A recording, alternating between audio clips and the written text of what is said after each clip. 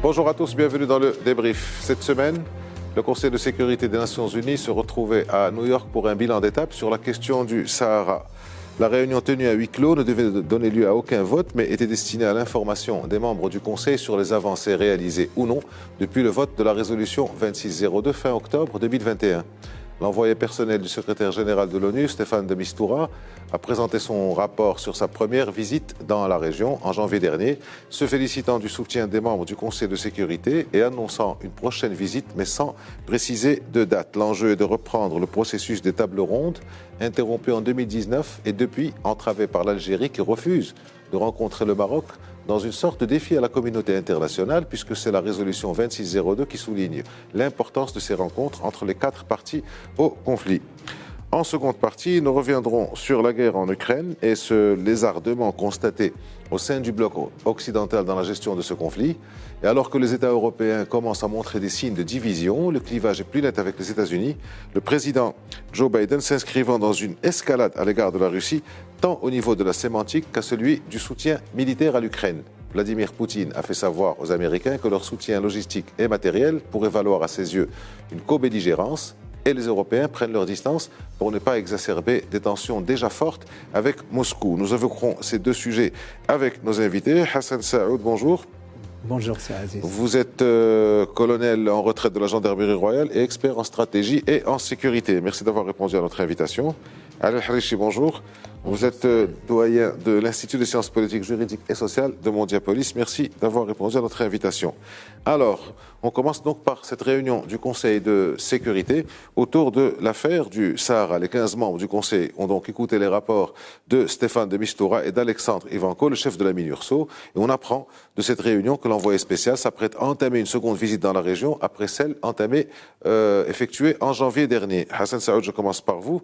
Donc, l'envoyé personnel reviendra dans la région après une première visite donc au Maroc, en Algérie, en Mauritanie et dans les camps de Tindouf. Quel a été le bilan de cette première visite en janvier ? Comme vous l'avez dit, cette réunion est une réunion briefing, si vous voulez, placée sous le sceau du huis clos et qui n'appelle pas à du vote ou à quoi que ce soit comme résolution. Mais il était destiné à faire un compte-rendu sur la première tournée de M. de Mistura, envoyé spécial du secrétaire général de l'ONU, dans les trois pays concernés, dont Tindouf, évidemment. Qu'est-ce qu'on peut en retenir ? Certainement un bilan un peu mitigé. Autant la mission du nouveau représentant spécial a été facilitée par les autorités marocaines dans toutes les diligences qu'il devait faire, même en Mauritanie aussi, autant en Algérie, on a constaté un entêtement, pour ne pas dire une obstruction, dans le travail du représentant du secrétaire général. Certainement que la résolution, la 2602, a consacré quelques paragraphes, notamment les droits de l'homme, dans lesquels le Maroc a été félicité pour son interaction avec la procédure des Nations Unies, ce qui n'a pas été évidemment fait lors de la visite dans le camp de l'Algérie et de son rejetant, le Polisario. Nous avons constaté aussi qu'il y a des atteintes aux droits des enfants. Je pense que l'envoyé spécial devait être interpellé au moment où il visitait les camps de Tindouf, de ce défilé des gamins mineurs, enfants soldats, qui sont censés être sur les bancs d'école. C'est pas peut-être qu'il l'a dit au Conseil de sécurité, on n'en sait rien. Bon, j'espère que parce que l'UNICEF ne cesse de condamner ces agissements, et je pense qu'il doit être touché par ce spectacle désolant concernant des enfants qui sont censés être ailleurs qu'avec une Kalachnikov je pense à l'école, par exemple. À l'école, plutôt, et non dans une mission combattante. Je pense que un bilan, somme toute, qui doit être empreint d'optimisme à l'endroit de toute l'attitude marocaine et de sa proposition qui reste la dernière et la plus réaliste et la plus crédible, comme c'est souligné par beaucoup de pays. Et il vient après, justement, un changement. On y reviendra. Je vous vois venir, mais on y reviendra. Allez, excusez-moi. L'Algérie, donc, avait clairement refusé le format table ronde. Or, la résolution 2602 était revenue clairement sur le format des tables rondes qui avait été initié par l'ancien envoyé personnel qui était M. Horst Kohler. Et donc, la résolution 2602 a insisté sur continuer les discussions politiques selon le même format, le format des tables rondes. Alger refuse. Bon, il faut dire qu'elle avait rompu les relations diplomatiques avec le Maroc en août, si je me souviens bien. Et donc, voilà, elle refuse. Alors, à quoi s'expose l'Algérie quand on a une résolution du Conseil de sécurité qui est claire? Donc, c'est la communauté internationale qui donne une recommandation insistante pour continuer de discuter. La meilleure manière de régler les choses, c'est de discuter. Alger refuse.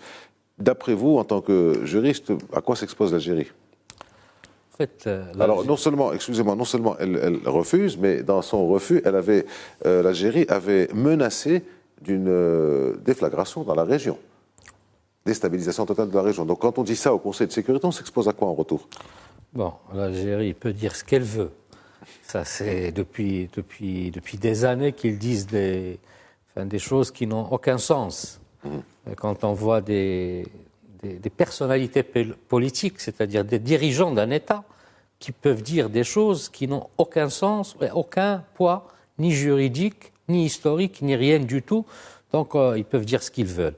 Maintenant, à quoi elle s'expose? Bon, la question qu'on peut dire, plutôt la réponse qu'on doit comprendre, c'est que l'Algérie ne veut pas s'asseoir dans ces tables rondes. Parce que l'Algérie, elle l'a fait une fois, elle dit que si je m'assois dans les tables rondes, je fais partie de ce différend. Elle, c'est-à-dire donc le monde entier, la communauté internationale, sait très bien que c'est l'Algérie qui allume encore ce différend. C'est l'Algérie qui, en fait, on ne peut plus même parler de Polisario. C'est l'Algérie qui est aujourd'hui, comme vous dites, son rejetant, qui prend ce différend, qui est en train qui veut le pérenniser. Il n'a pas intérêt que ce différend arrive à la solution qui est sommée, soit par le Conseil de sécurité, par la communauté internationale et par les États, c'est-à-dire les puissances internationales. Il dit, moi je ne fais qu'accueillir soi-disant des personnes, une population sur mon territoire. Bon, un territoire qu'on peut dire, Tindouf, qui a été, avant l'indépendance, qui était marocaine. Donc ça aussi, c'est une autre histoire. Maintenant, l'Algérie, il dit qu'il ne fait pas partie de ce conflit, donc pourquoi elle va s'asseoir? C'est la réponse ou c'est le justificatif qu'ils essaient de donner. Maintenant, les résolutions du Conseil de sécurité, c'est une résolution pour une solution politique. En fait, le Maroc n'a pas réellement un conflit. Bon, le conflit, il est avec l'Algérie, mais ce n'est pas un conflit qui est déclaré. Donc, ce n'est pas une résolution qui peut être contraignante pour que les Algériens s'assoient avec nous à une table ronde. Parce que si ils s'assoient dans la table ronde, les gens qui sont même au Polisario, parce qu'au niveau du Polisario, il faut dire qu'il y a des personnes qui veulent et qui adoptent cette proposition marocaine. Et on ne sait pas ce qui se passe là-bas. On ne sait pas réellement, parce que entre la propagande algérienne et puis par les radios du Polisario ou la télé, il y a quelque chose qui se cache. Il y a des Marocains là-bas, il y a des Sahraouis qui veulent revenir au Maroc. Et maintenant, elle ne veut pas qu'on arrive à la table ronde, parce qu'une fois qu'on arrive à la table ronde, l'Algérie va être cette fois-ci, c'est-à-dire découverte monde, que réellement, elle est dans un mensonge qu'il est en train de pérenniser depuis très longtemps. Maintenant, la résolution n'est pas contraignante, en fait, la résolution, parce que la résolution, elle parle de chercher une solution, pas d'avoir un autre conflit. Maintenant, la résolution, il faut dire que Stéphane de Mistura, il a fait un rapport Et la résolution 2602, il a été très clair. Il a dit la proposition marocaine, c'est la proposition qui est normalement la plus acceptée par le monde et la plus logique, et puis qui est durable. Parce que quand on parle d'un conflit, il faut avoir une solution durable. De la paix. Si vous permettez, l'Algérie ne veut pas que ce conflit s'arrête, ou que ce différend s'arrête. Parce qu'il a d'autres problèmes à l'intérieur de son pays. Il faut toujours un ennemi extérieur, quoi. Un ennemi extérieur, et extérieure. surtout, si les choses se passaient bien pour elle, peut-être, enfin pour ce régime politico-militaire, peut-être, mais ce régime-là, il a un problème avec sa population. Donc il doit la divertir, et il essaie toujours de trouver donc cet ennemi extérieur.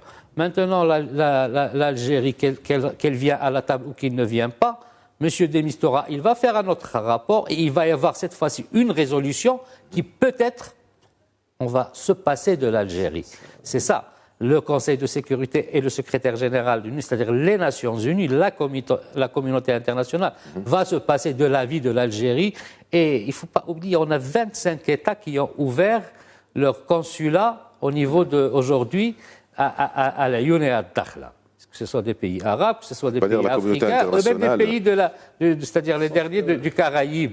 Oui. Sauf que peut-être qu'il faut rappeler quelque chose, qu'il y a eu déjà 2 rounds de table ronde. Le 5-6 décembre 2018, le 21, le 22 mars 2019. Il y avait déjà des tables rondes. Oui. Donc ça serait tombé dans une contradiction flagrante du pays voisin concernant sans motivation valable.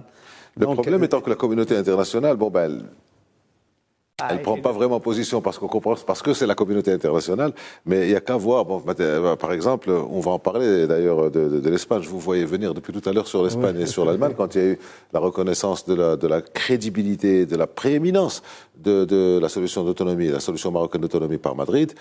Première réaction, c'était un rappel de l'ambassadeur pour consultation. Alors justement, Hassan Saoud, entre le moment où la résolution 2602 a été adoptée à fin octobre 2021 et la réunion de cette semaine, il s'est passé 2 événements majeurs pour cette question du Sahara. Le changement de position de l'Allemagne et de l'Espagne, qui ont reconnu donc la pertinence et la crédibilité de la proposition marocaine. Qu'est-ce que ça change dans cette affaire?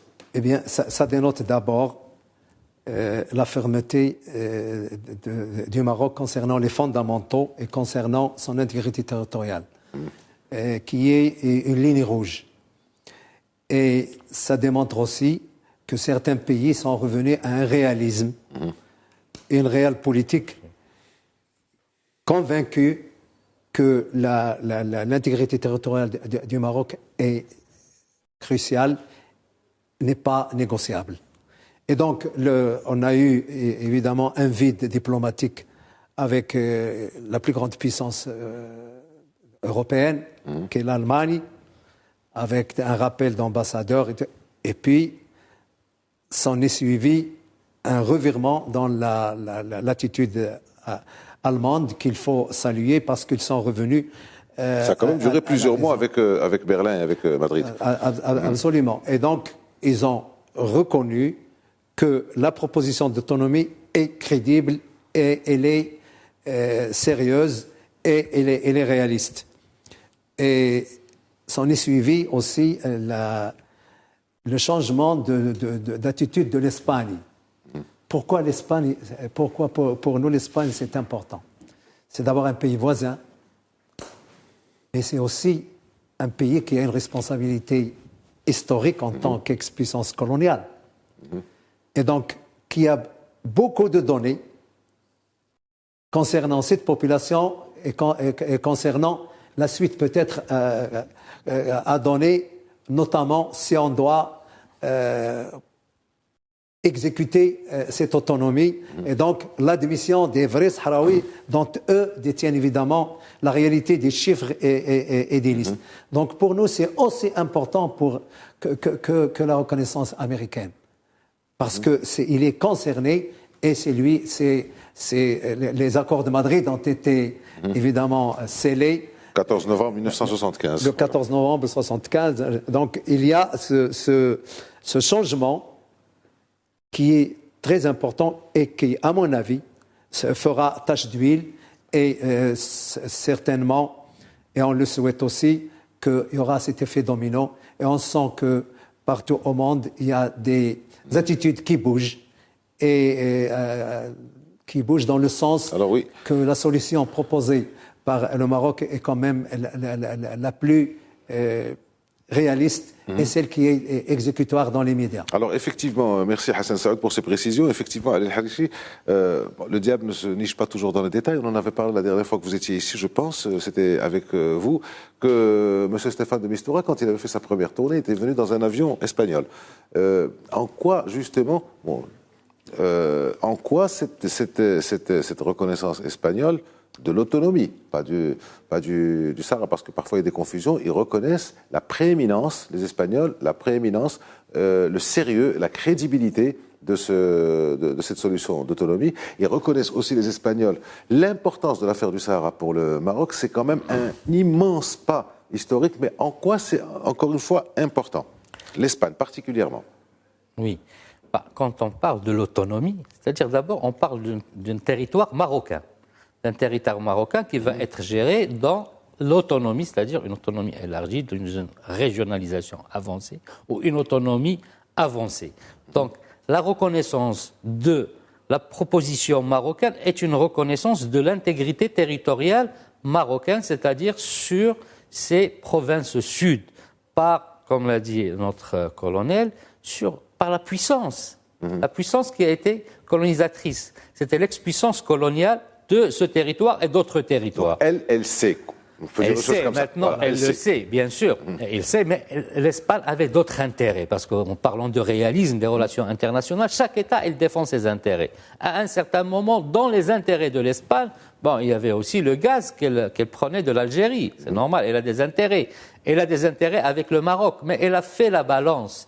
Et en plus, c'est-à-dire des intérêts qu'elle a avec le Maroc... C'est d'autant plus important et révélateur qu'il y a une certaine dépendance énergétique de l'Espagne vis-à-vis de l'Algérie, et malgré ça, elle ne la franchit pas. Pourquoi ? Parce qu'entre le sérieux du Maroc et le mensonge de l'Algérie, finalement, les Européens ou les Espagnols ne sont pas dupes. Ils ont choisi les gens qui sont sérieux, ils ont choisi les gens qui ont la raison historique, légitime, la raison, c'est-à-dire non pas seulement historique, mais aussi juridique. Parce qu'eux, ils le savent. Ils le savent, ils ne pouvaient plus jouer ce jeu. Et finalement, ils ont compris que pourquoi être en mauvais termes avec le Maroc, qui ne nous fait pas de problème, qui assure avec nous, le Maroc est un acteur incontournable. Un allié sûr et fiable. Et c'est un acteur incontournable pour tout ce qui est de la sécurité, pour ce qui est de la migration. Et c'est un acteur fiable. Et le Maroc, elle est dans le sérieux. C'est-à-dire, il n'est pas dans la roublardise, si vous voulez dire des choses comme ça. Parce que je reviens, quand on voit un responsable politique qui commence à dialoguer, à dire des choses et à parler d'un autre État de cette manière, ça ne s'est jamais connu dans les nations, dans les relations entre les nations. Il y a toujours un respect. Même si on est en conflit, il y a un respect. Je vous envoie au discours de Sa Majesté. Quand il appelle les Algériens, dans ses discours, que nous sommes des frères, et même quand il appelait le gouvernement, c'est-à-dire les responsables, et toujours cette main tendue, on reçoit des gens qui disaient, le voisin de vous. Mais c'est quoi ? Et je reviens encore à Al-Aoui qui dit on est une île. Heureusement, peut-être qu'on a retrouvé une autre face. Oui, Abdullah Al-Aoui, bien sûr. C'est vrai qu'il faut regarder une carte. Oui, c'est Hassan, vous voulez ajouter? Cette proposition d'autonomie que le Maroc a faite en 2007, il était accompagné d'instruments pratiques. Bien sûr. Justice, découpage.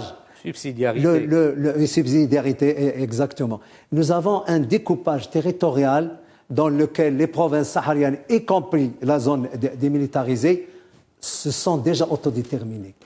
Tout à fait. Ils ont participé dans le cadre de la démocratie locale aux élections locales, régionales. Ils sont au Parlement, dans les deux chambres du Parlement. C'est une autodétermination de fait. Qu'est-ce qu'il faut faire maintenant ? Il faut que ces gens séquestrés viennent se réinsérer dans ce dispositif et continuer. Oui, mais encore faut-il qu'on les laisse. À participer à ces opérations électorales Je pense que les Espagnols aussi ont fini par comprendre, que les Allemands, les Américains aussi, quand on d'abord cette proposition d'autonomie, donc sur le plan juridique, la proposition d'autonomie qui, bon, on a vu les qualificatifs qui l'ont accompagné de chez les pays amis ou même pas amis, et puis il y a aussi le fait d'avoir investi 8 milliards de dollars. Bon, quand on met 8 milliards de dollars dans un territoire, en général, c'est qu'on est sérieux. Alors je reste avec vous, Hassan Saoud, et sur le terrain. Si on en croit les gens du Polisario, c'est le Maroc est à feu et à sang, si j'ai bien compris, avec 400 ou 500 communiqués. Ça se passe comment? 500 communiqués, comme vous venez de le dire. Et quand je lis, par curiosité, béate, des communiqués du Polisario, je me crois en Ukraine. Mariupol. La vérité, on va rester comme un peu sérieux parce qu'à Mariupol, ça se passe pas. Ça se passe mal. Oui. Mais c'est du délire. Vous savez, nous avons au Sahara, la plupart de la grande partie de la population vit dans la liberté, dans le commerce, et vous avez dans les camps de Tindouf une petite partie qui est séquestrée. Et entre les deux, faute d'assurer évidemment le no-go zone, l'interdiction de cette zone considérée comme démilitarisée, eh bien le Maroc a le droit d'intervenir au cas où cette disposition est... En intervenant à travers la MINURSO, en intervenant avec la MINURSO. Oui. Mais c'est pas ce qui se dit, en fait, au niveau du Polisario et au niveau des Algériens. Et ce qui est assez curieux, c'est qu'au niveau des rapports qui sont donnés par la MINURSO, par monsieur Ivanko, rien n'est rapporté de ce qui se dit à droite et à gauche, qu'il y a une guerre, qu'il n'y a rien qui se dit. Il n'y a rien. Donc finalement, sur le terrain, il y a... C'est calme. Il n'y a rien. Il y a des velléités d'escarmouches ridicules. Bon, il y a beaucoup de morts du côté du Polisario, dont le dirigeant de la gendarmerie qui est connu. Mais heureusement aussi que côté mauritanien, on dément toujours ces allégations. C'est ce qui s'est passé dernièrement. Il y a eu des informations ou des rumeurs qui viennent d'Algérie, ou je ne sais pas comment on peut appeler ça, et que ça a été clairement démenti. Oui, la propagande, on n'est plus dans l'ère de la guerre froide. On n'est plus dans l'ère de dire des choses qui n'existent pas, parce que tout le monde, l'Algérie peut dire certaines choses, mais maintenant tout le monde peut être connecté et voir réellement est-ce qu'il y a quelque chose qui se passe dans ce lieu. Donc, et même s'il y a eu quelques velléités, c'était dans des zones, c'est-à-dire où personne ne doit être. Absolument. Et d'ailleurs, les Mauritaniens, et là, on peut le citer, ils ont dit non, ça ne s'est pas passé chez nous, ça s'est passé dans un espace, c'est-à-dire parce qu'ils ont essayé d'attirer les Mauritaniens vers eux en disant non, vous avez... Ah, il y a une déclaration claire du ministre des Affaires étrangères. Oui, et là, c'est très important. Donc, le sérieux du Maroc, ça y est, tout le monde le sait maintenant. Vous pouvez, je ne sais pas, dire ce que vous voulez, faire de la propagande pendant une quarantaine d'années. Aujourd'hui, tout est clair. Tout a été démasqué, les rideaux sont tombés et la réalité, elle est là. Ajoutez aussi que les Philippines, qui est un grand État de l'Asie, qui vient aussi conforter cette reconnaissance de l'autonomie. Et il est sur les pas aussi de l'Espagne, qui vient de dire, je pense il y a 2 jours, une déclaration de leur ministre des Affaires étrangères, aussi pour cette proposition de l'autonomie marocaine. Oui, donc, il y en a eu beaucoup. Il y a eu le Mexique aussi, il y a eu les parlements sud-américains. C'est-à-dire que le monde, oui, il y a 6 États, c'est-à-dire les États des Caraïbes, donc ce sont 6 États qui viennent d'ouvrir un consulat donc, au niveau des provinces sud.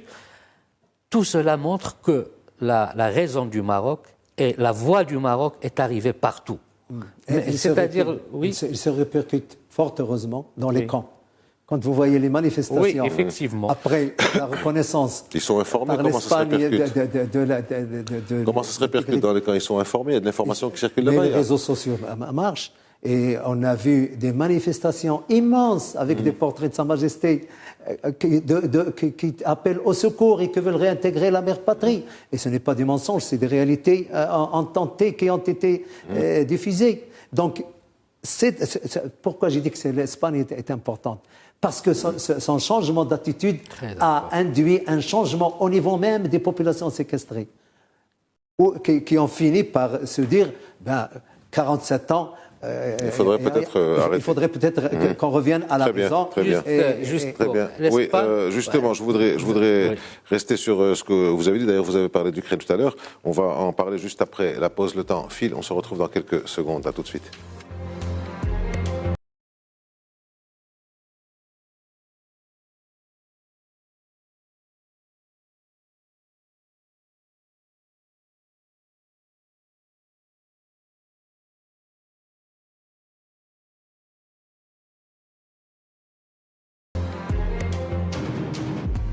Rebonjour et bienvenue dans le débrief. Pour celles et ceux qui nous rejoignent, nous parlions donc de la réunion qui s'est tenue à huis clos cette semaine au Conseil de sécurité autour de l'affaire du Sahara. En deuxième partie, nous irons en Ukraine parler, analyser un peu les dissensions qui commencent à se faire au niveau du bloc occidental.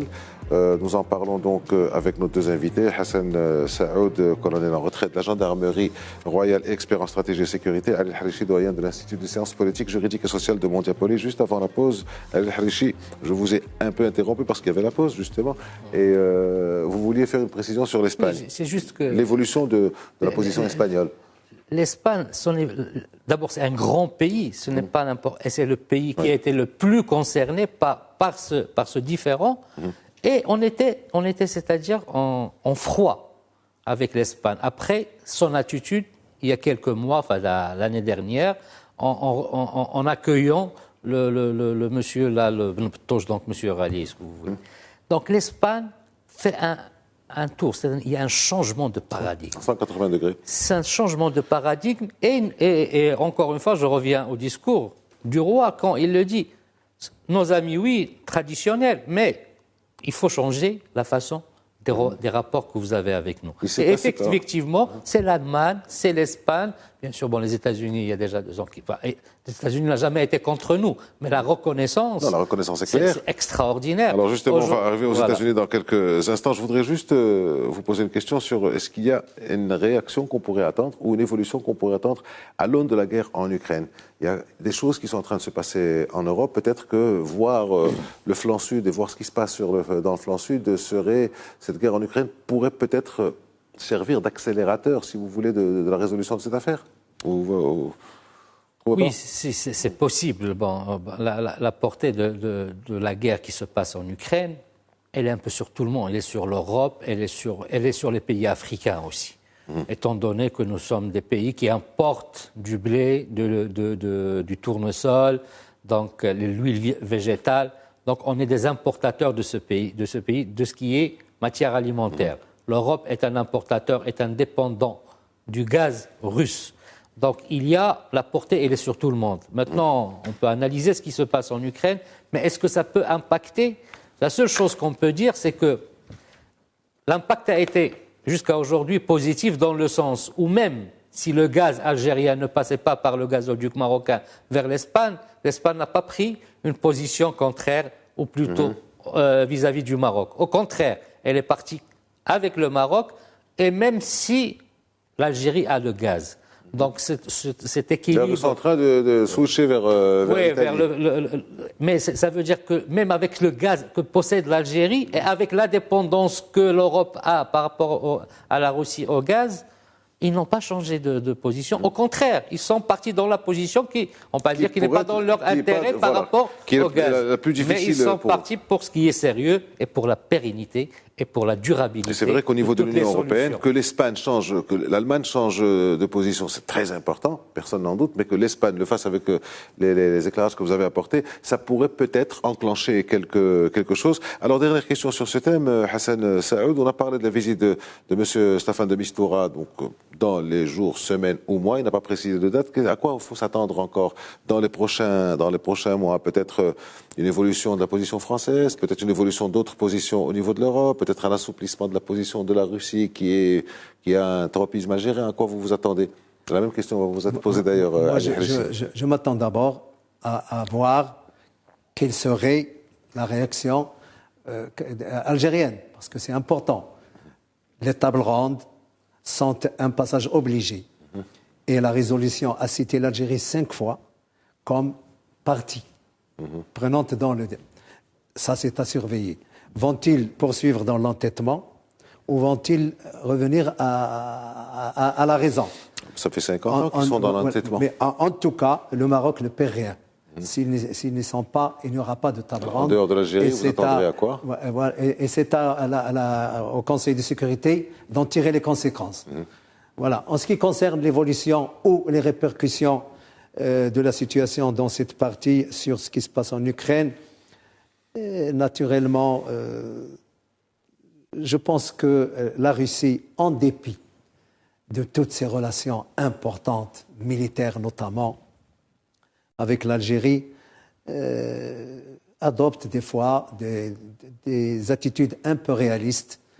Et la résolution de la dernière résolution 2602, c'est quand même, il n'a pas voté contre. C'était une abstention. Ça aurait été un veto.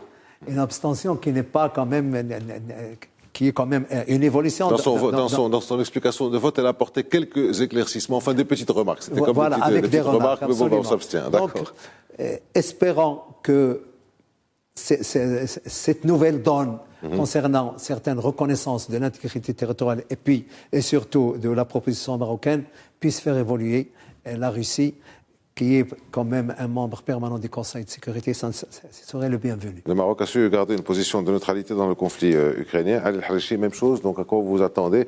À part la visite de M. de Mistura, on en a parlé. Évolution en France, Royaume-Uni peut-être, Russie.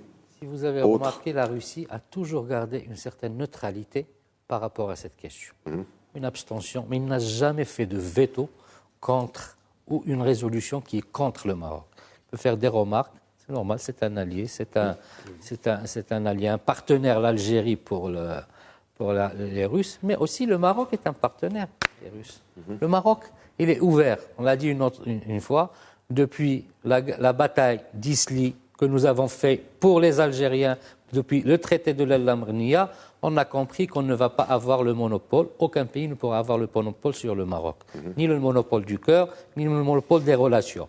Le monopole qu'il y a, c'est que le Maroc a des amitiés et des alliances avec tous les pays, bien sûr, avec des préférences, avec ceux qui sont plus avec nous, mais les relations avec la Russie, le premier pays qui importe les agrumes marocains, les oranges, c'est la Russie.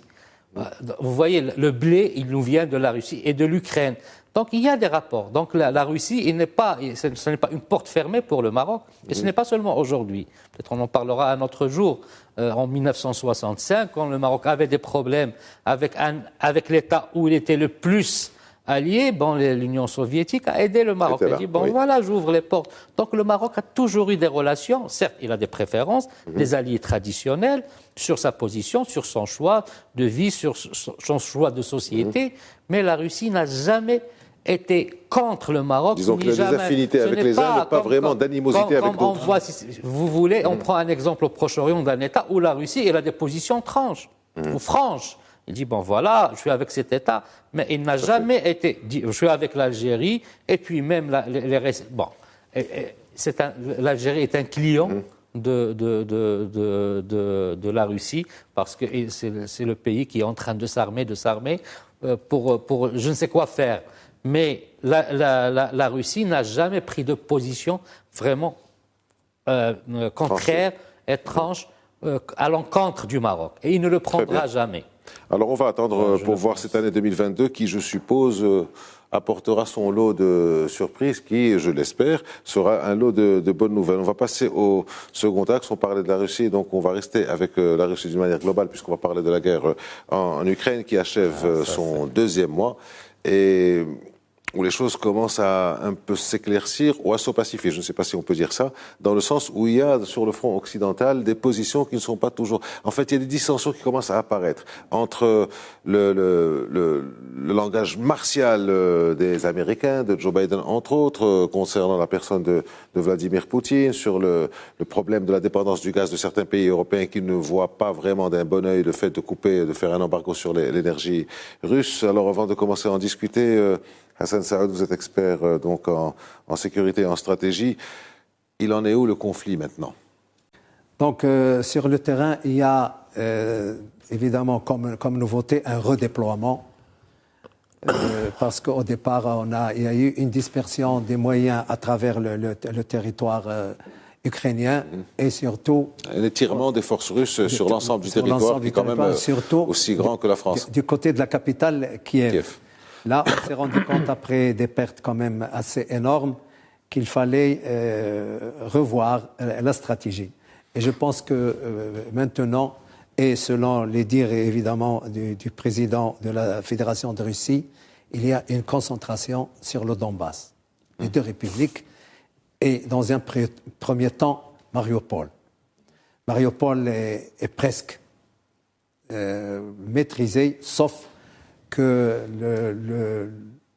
l'Azovstal, qui est une aciérie importante, et dans cette aciérie, il y a encore quelque chose comme 2000 combattants entre, évidemment, qui ne veulent pas se rendre. Qui ne veulent pas se rendre. Entre les militaires, une 46e brigade ukrainienne, et puis le groupe Azov qui ne veut pas se rendre, et qui sont dans des tunnels.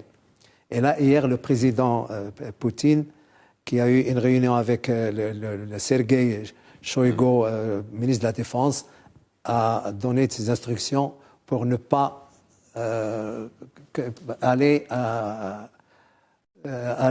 chercher... De se contenter de faire un siège. C'était il y a 2 jours. Aller au contact, mais qu'il fallait continuer le siège pour les occuper de toute logistique. Le Donbass, comment ça se passe? Le Donbass, c'est encore beaucoup plus compliqué parce que il y a évidemment Kherson qui continue d'être bombardé, il y a Mikhailov qui continue d'être bombardé, il y a du côté de Dniepr aussi, donc 4 ou 5 villes qui sont en train d'être pilonnées par l'artillerie et par des bombardements. Mais il y a aussi un bombardement des voies de communication, notamment ferrées, parce que ils savent, c'est de là qu'arrivent tous les renforts de matériel, armement, etc. Donc nous en sommes là. Et je ne sais pas, est-ce que par rapport à une date fatidique du 9 mai, on pourrait dire, le président russe pourrait dire à cette occasion-là qu'il y a quand même une fête très patriotique où on fait l'exaltation c'est la célébration de la fin de la Deuxième Guerre mondiale. C'était la grande guerre patriotique, comme les appelaient les soviétiques. Voilà, des nazis. Et comme dans le Donbass, etc., il veut dénazifier. Et donc voilà un peu ce qu'on en est. Est-ce qu'il peut, avant le 9 mai, venir à bout de tout le Donbass? Il faut... Voilà, wait and see, mais ça sera très compliqué, étant donné que même du côté sud de Kiev, il y aurait quelque chose comme 40 000 combattants ukrainiens qui sont directement au contact et qui peuvent retarder un peu toute la mainmise sur le Donbass. On attendra de voir parce que c'est plus compliqué à prévoir. Compte tenu des rapports de force qui sont en train d'être améliorés grâce à l'apport des Occidentaux. Alors, la situation est complexe, la situation est extrêmement tendue. Al-Harishi, il est clair que l'Ukraine ne va pas pouvoir battre et défaire la Russie. On se rappelle de la fameuse discussion entre Vladimir Poutine et Nicolas Sarkozy, qui avait été rapporté, le pays qui comme ça, le pays qui comme ça, donc c'est pas possible. Mais alors que le président russe déclare qu'il a repris, que ses forces ont repris Mariupol, qu'il est sur le Donbass. Le président ukrainien Zelensky continue de dire qu'il y a des possibilités de reprendre Mariupol, il y a des possibilités de résister au niveau du Donbass. Ils cherchent quoi exactement, les Ukrainiens, et ils peuvent faire quoi? Je ne pense pas qu'ils peuvent faire quelque chose, pour ne pas dire grand-chose. Vous venez de citer c'est-à-dire quand M. Poutine et M. Sarkozy disent un pays comme ça, bon, c'est vrai, c'est les équilibres des forces. C'est les pays, c'est des puissances par rapport à d'autres. Maintenant, l'Ukraine, tout ce qui s'est passé, c'est une guerre, c'est dramatique, c'est dramatique de part et d'autre, et surtout pour des civils, et puis pour un État, pour des gens qui n'ont rien demandé. Mais la politique, il me semble, qu'a emprunté Poutine était une politique de faire une guerre totale à l'intérieur de l'Ukraine, c'est-à-dire être partout en Ukraine. Moi, j'essaie de mettre ma main assise comme si j'étais dans la carte de l'Ukraine, pour revenir au point le plus important pour lui, c'est le Donbass et la Mariupol. Donc, et si vous voulez, il a fatigué, parce que finalement, entre la puissance russe et ukrainienne, les Russes sont plus forts. Même si les Ukrainiens ont été un peu aidés, mais personne ne pouvait les aider dans le sens où ils ne sont pas au niveau de l'OTAN. Donc, ils ont perdu. Mais la Russie n'a pas gagné. Ce qu'il a fait, il a fait une guerre, c'est-à-dire par l'usure du temps. Il a perdu au sud des hommes, il a perdu l'image, parce que finalement... La guerre des images est assez compliquée pour lui. Les images, parce que c'est normal qu'on ne peut pas voir des villes détruites, des hôpitaux et autres. Ouais. Bon, mais c'est la guerre. Maintenant, peut-être ce 9 mai, qui est cette journée qui célèbre la célébration de la gloire, de la grande guerre, bien sûr, contre les nazis, contre les Allemands dans le temps, va mettre peut-être fin à cette guerre. Parce que finalement, je pense que c'était ça la mission, c'était affaiblir, terrasser carrément l'Ukraine et revenir au point de départ, c'est-à-dire parce qu'avant même d'envahir l'Ukraine, il avait déclaré l'indépendance des États dans le Donbass. Alors, résister, d'accord, c'est très bien au niveau des Ukrainiens, mais Hassan Saoud, il y a quand même un soutien massif des Américains, et c'est là ce que je disais en début de cette partie, qu'il y a quand même une sorte de désardement, de dissension au sein du bloc occidental, parce que il semblerait, ça a été dit par les Russes, ça a été reconnu par les Américains, qu'il y a eu par la voie diplomatique, par les canaux diplomatiques, un avertissement des Russes aux Américains en leur disant attention, votre soutien logistique et matériel aux Ukrainiens est considéré comme de la co-belligérance. Les Américains sont loin, les Européens sont là.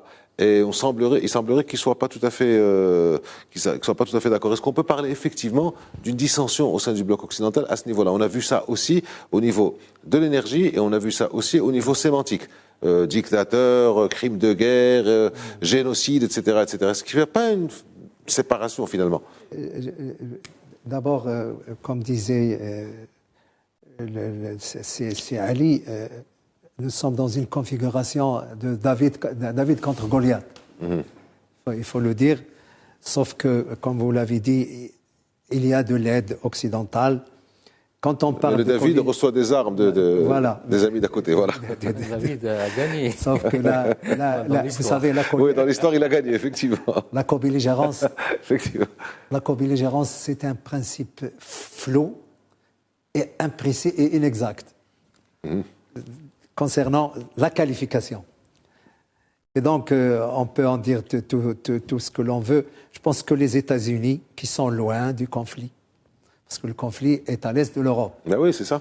Et le président américain a toujours ses écarts de langage. Il a traité le président russe d'homme sans cœur, de boucher, de tueur, avant qu'ils se rencontrent à Genève. On en parle tout à l'heure hors antenne. Cela n'empêche pas qu'ils se sont rencontrés.